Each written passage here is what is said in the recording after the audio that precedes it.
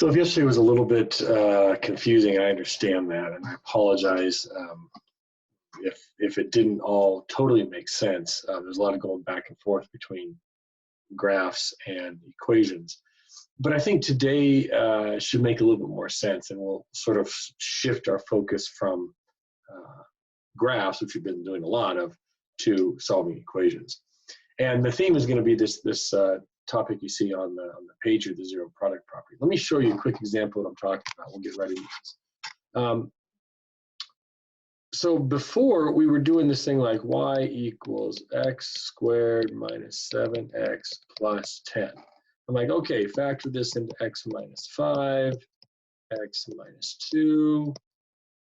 And then this y sort of morphed or changed into 0, and suddenly I had x equals 5 and x equals 2. And you're like, oh, wait a minute, how'd this all happen?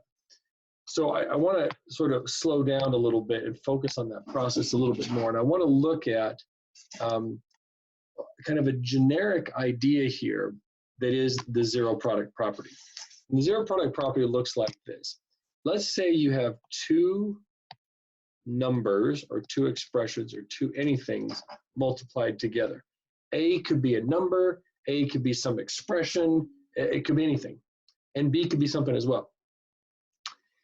The zero product property says that if this is the case, now think about the words here. Product means multiplication. So that right there. 0 means you multiply the two things together and you get an answer of 0.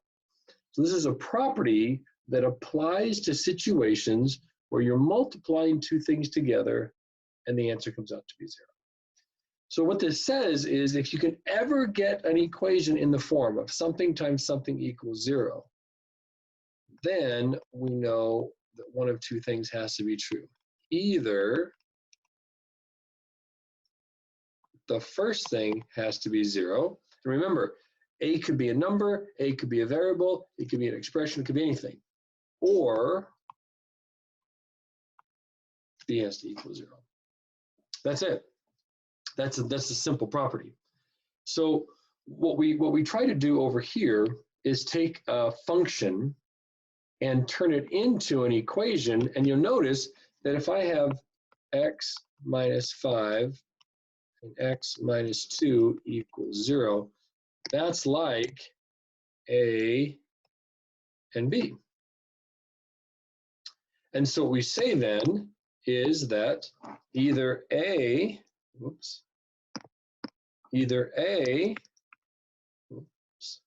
good heavens, equals 0 or B equals 0. So that's the thing you have to be able to do here. Get an expression equal to 0, write it as two or more factors. We're going to stick with 2 for now. And then say each of the factors equals 0. Now, the process is pretty simple here. Add 5, and x equals 5. Add 2, x equals 2. So that's the part of this whole process that we're focused on today, is solving equations by using the zero product property. Now there's still, I don't want you to lose sight of the fact that one of the reasons why we like to do this is because it helps us graph quadratic functions a little bit easier. But let me just show you a couple examples now of this process. We got 3 examples, and then we'll do a wrap-up problem where I'll show you how this all fits together. Okay, and that'll be that. Here we go, first one. X squared plus 16x plus 64 equals 0. Now, notice again, this is an equation, not a function, because we don't have any y's in here. So now I want to know all of the values of x. I'm thinking there might be 2 because of this. But all the values of x that make that equation true. And the way I do that is by writing factors. So again, this is why we spent so much time factoring a few weeks ago. So what do I have here? I have x and x. I'll let you think ahead of me.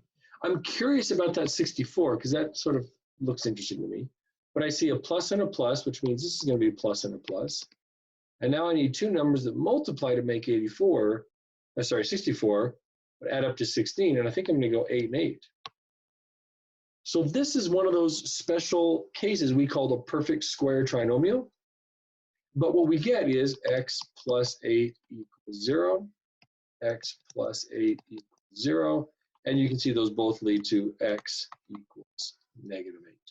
Again, if you're not sure why that is, I subtract 8, x equals negative 8.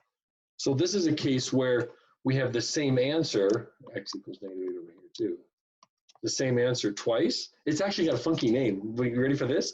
Remember how yesterday I said there's this thing called a zero, not the number 0, but a 0, which is a value of x that makes an equation or expression equal 0.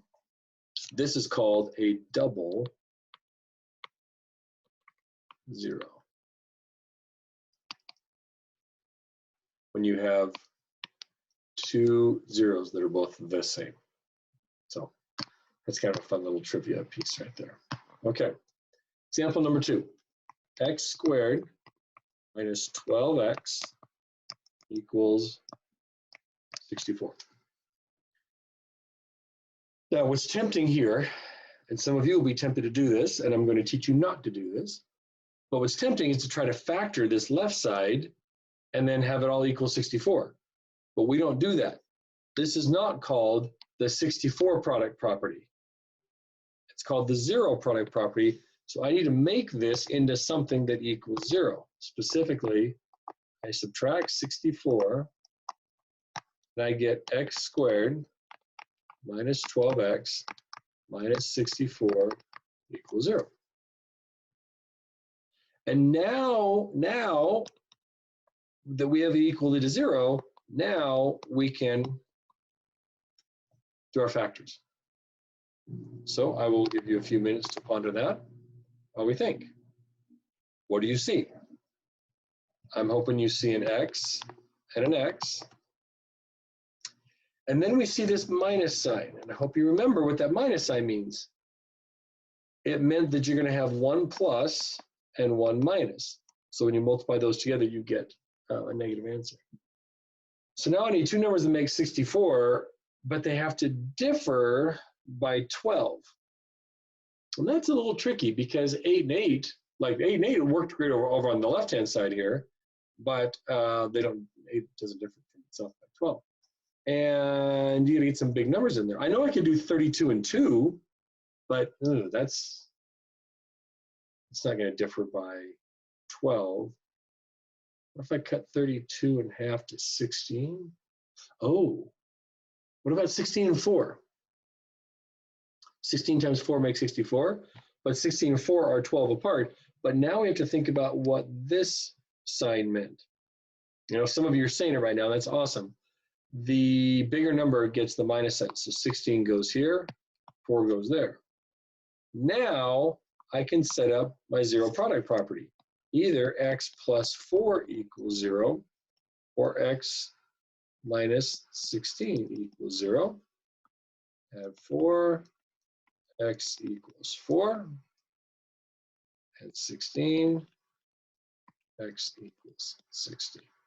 And this is a much more traditional looking quadratic equation where we set everything equal to 0, we break it into factors, solve for the factors, and this is actually, whoa, I've done something horribly wrong here. Excuse me, let me make this right. This is minus 4,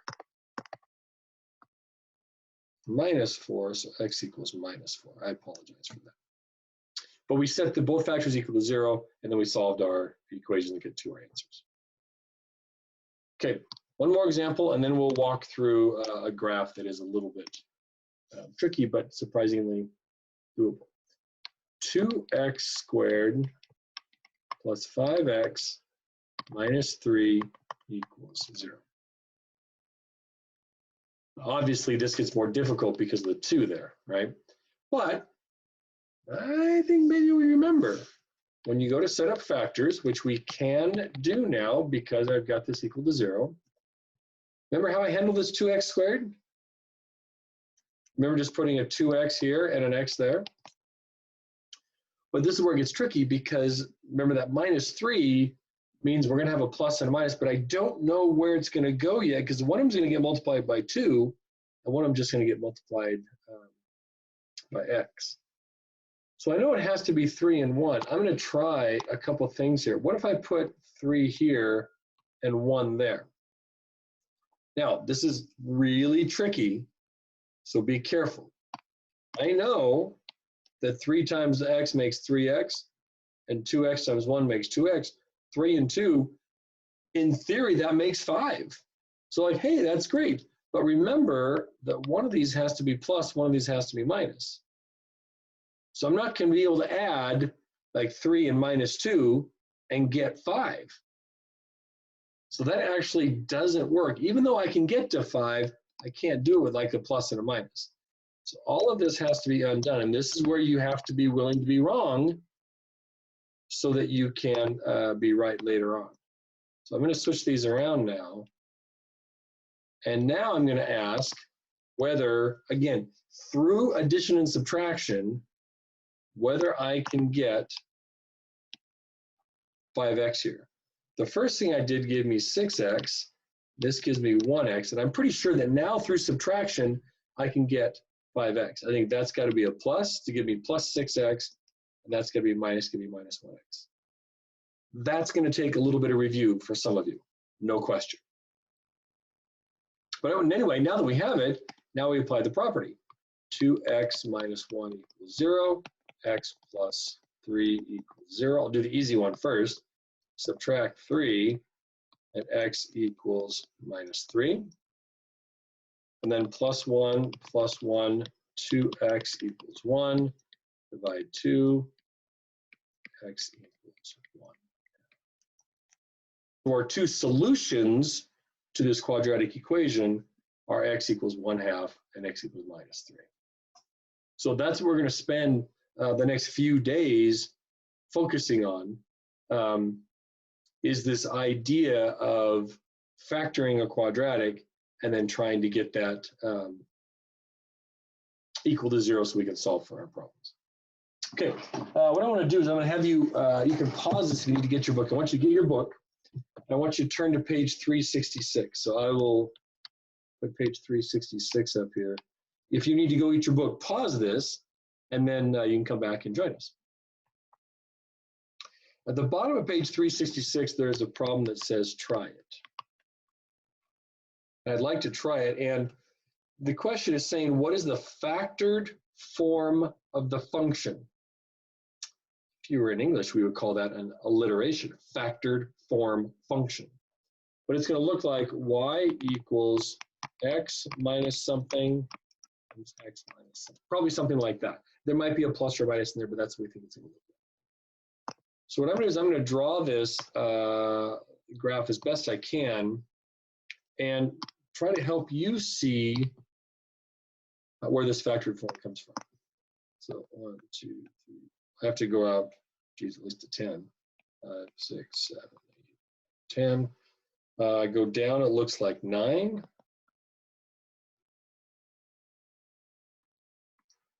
I don't think I really need to go up, but I'll go up just a little bit. Okay, so now I'm just going to tell you the vertex is at 6, -9. 6, -9. So 1, 2, 3, 4, 5, 6. Down here, 1, 2, 3, 4, 6, here, right there. 6. I know the book doesn't have this, but what's important is it's going through the x-axis at 9 and at 3. Okay, so let me sketch in this graph here. And we want the factored form of this function, FFF. I think you remember that we could have done the vertex form. We could have done y equals x minus 6 squared minus 9. That might look familiar to you, where 6 goes into the x coordinate and minus 9 goes into the y coordinate. But we're not doing it that way. We're looking for these zeros, which are at 9, 0, and 3, 0. So the zeros are x equals 3, x equals 9. Those zeros go right in here.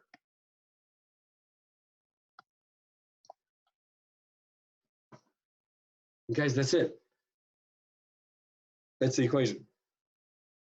The only thing that we would have to do that could be tricky here is to check to make sure that when we go over 1, we went up 1.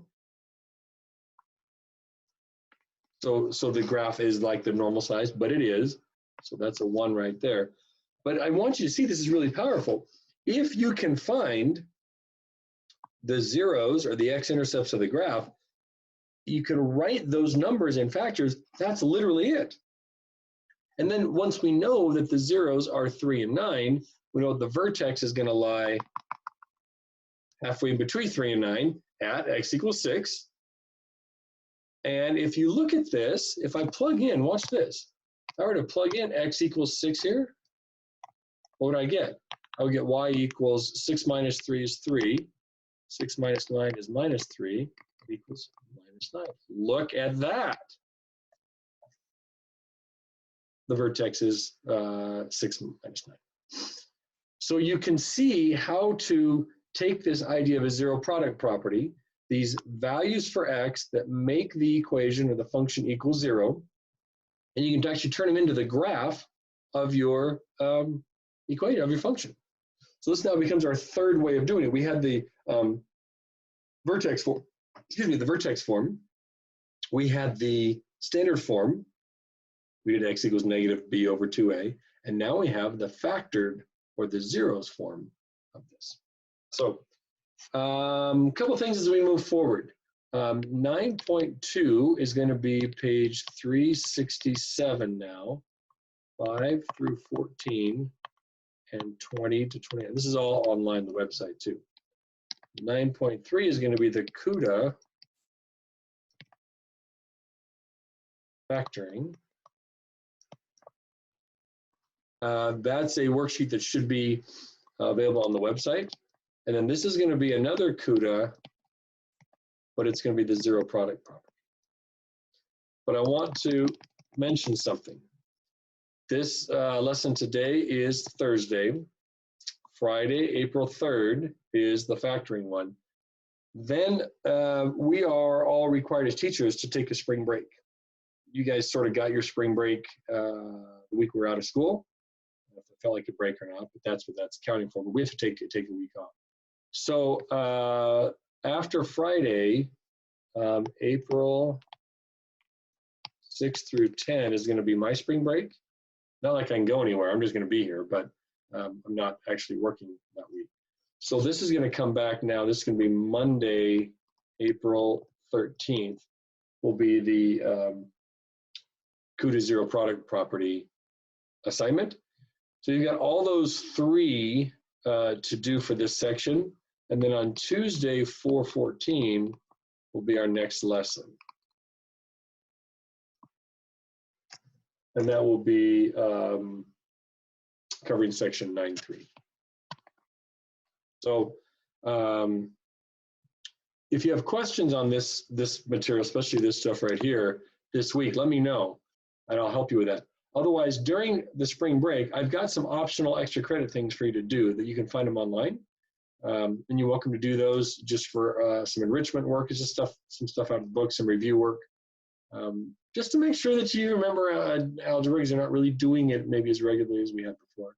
And then the Monday back, I'll send you a reminder. That will be another review of the zero product property. And then on the 14th, we'll come back with the next lesson. So talk to you after spring break. Be well, be good, wash your hands. See you later.